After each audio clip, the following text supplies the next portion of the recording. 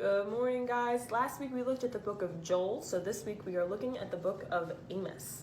Now, if you've never met someone named Amos, which I've never, I don't think, ever met someone named Amos, I want you to think of what someone named Amos, what you think their job might be. So think for a second, what do you think their job might be if their name's Amos? And I'll tell you the first thing that comes to my mind is a farmer. And this Amos, that's exactly what he was. He was a shepherd. He was a farmer in ancient Israel. Okay? And during Bible times, often kids would grow up and do the same jobs as their parents or maybe an uncle, some relative of theirs did. They're going to do the same thing that they did because they can be trained and just continue the family business. So a lot of times people they just did what their parents did or what their relatives did. But God doesn't always have that idea, even in the old Bible times, right? Sometimes he has different job plans for these people. So Amos was a shepherd because his family was a family of farmers and shepherds, right?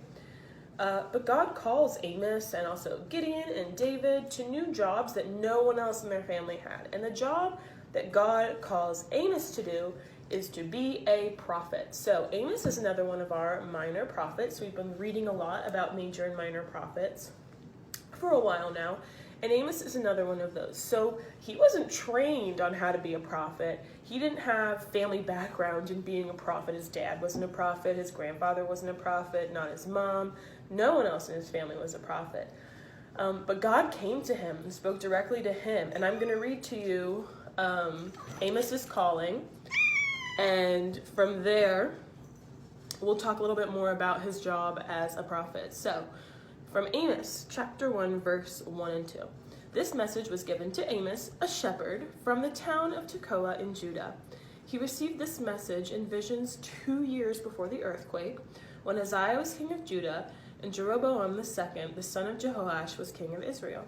This is what he saw and heard. The Lord's voice will roar from Zion, and the thunder from Jerusalem. The lush pastures of the shepherds will dry up, and the grass on Mount Carmel will wither and die. And then for the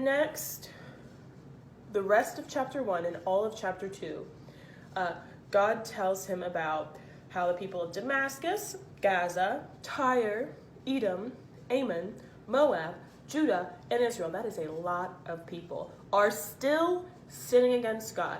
So Amos, the first thing God tells him, the first time God comes to him, he says, listen, Amos, I know you're a shepherd, right?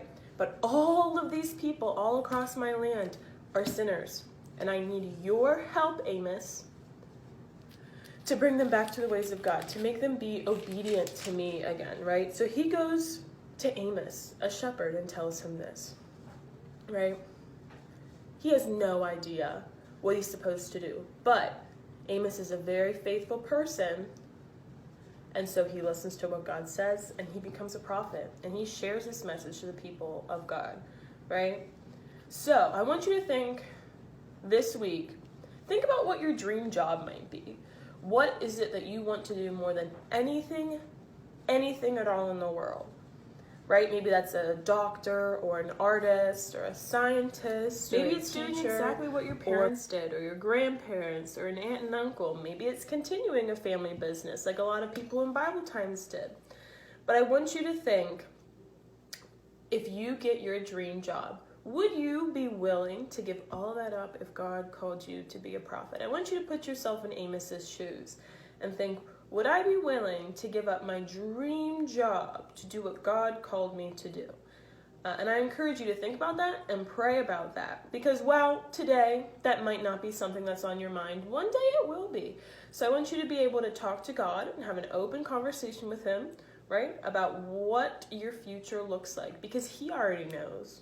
Whether we want to accept that or not, God already knows exactly what we're going to do. He knows what job he has for us. He knows exactly our line of life. He's known from before we were born, and he'll know us for all of eternity. And he knows exactly what will happen with us. So I want you to be able to pray with him and talk with him and figure out where you're meant to go in life, all right? So this week, talk to God, be like Amos, and be open to whatever job God is leading you towards. All right? Have a great week.